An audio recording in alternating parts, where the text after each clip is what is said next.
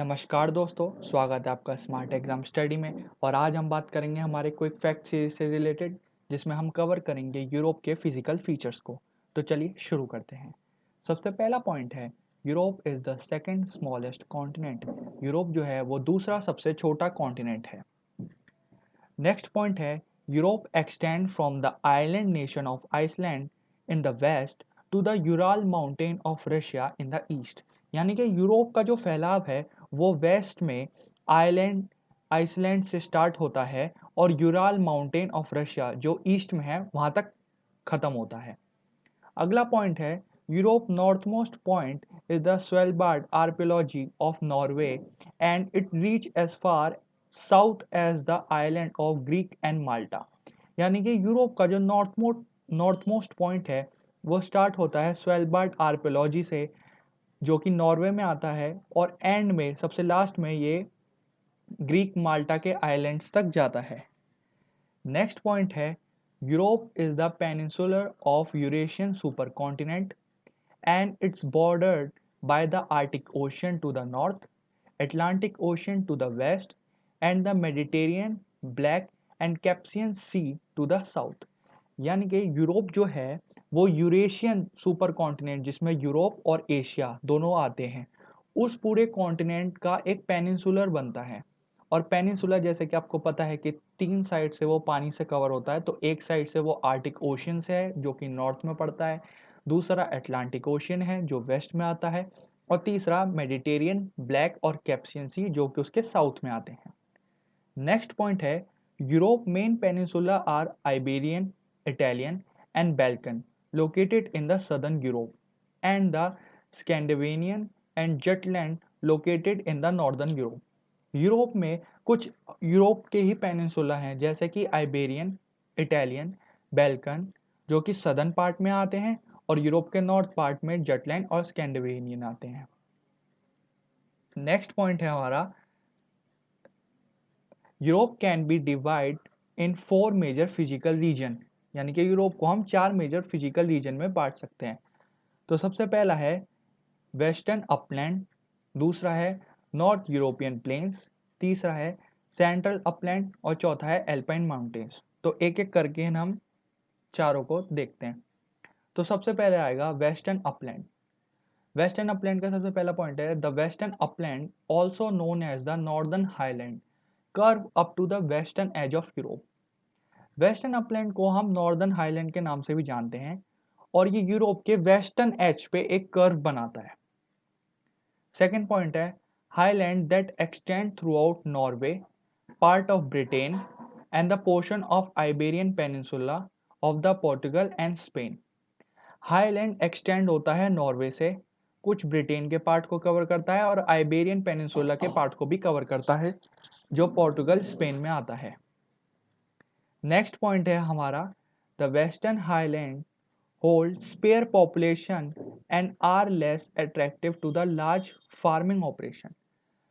यानी कि इस पूरे वेस्टर्न अपलैंड का जो वेस्टर्न हाईलैंड वाला पार्ट है वो सबसे ज़्यादा पॉपुलेशन को कवर करता है और लेस अट्रैक्टिव है फार्मिंग में। नेक्स्ट पॉइंट है हमारा, the western upland is defined by the hard Asian rock that was shaped by ग्लेसिफिकेशन।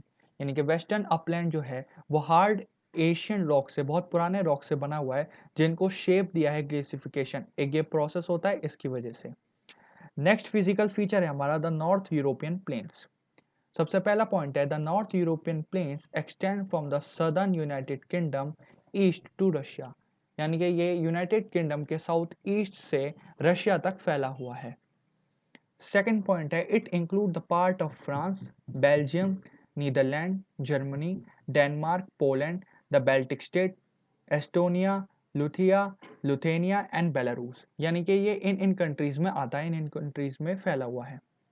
Third point है, the most of the great European plains lie below 152 metres 500 feet bracket in evaluation. यानी कि जो great European planes का जो evaluation है वो 152 metre से कम है।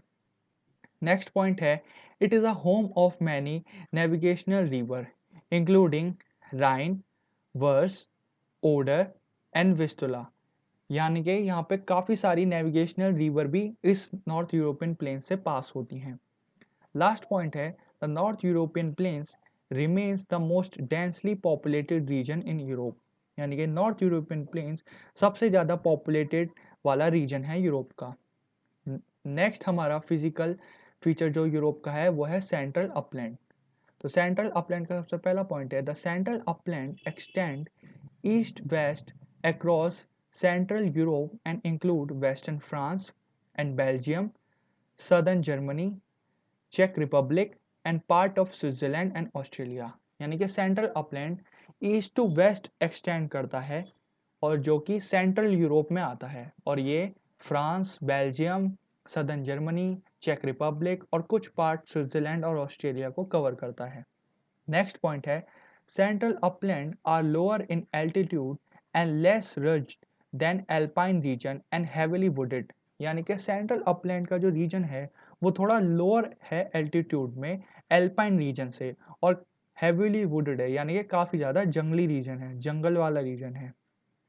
नेक्स्ट पॉइंट है, important highland in this region include the Massif Central and the Vosges of France, the Ardennes of Belgium and the Black Forest and the Taunus in Germany.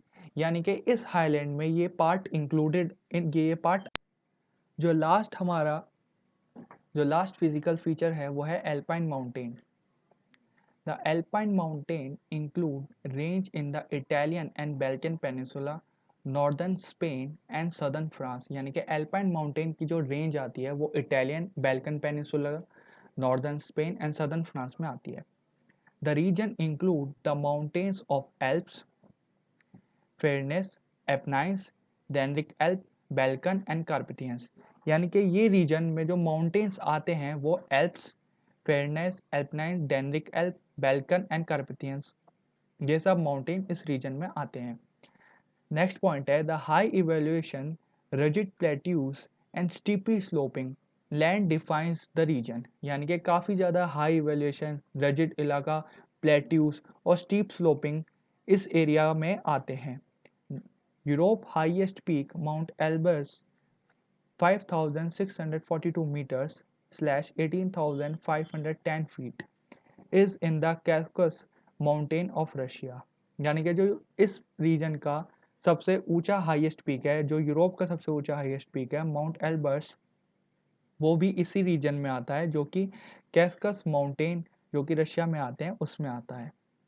Next point है, the Alpine region also include active volcano such as Mount Etna and Mount Vesuvius in Italy. यानी कि Alpine region में active volcano भी आते हैं, जैसे कि Mount Etna and Mount Vesuvius जो कि इटली में है।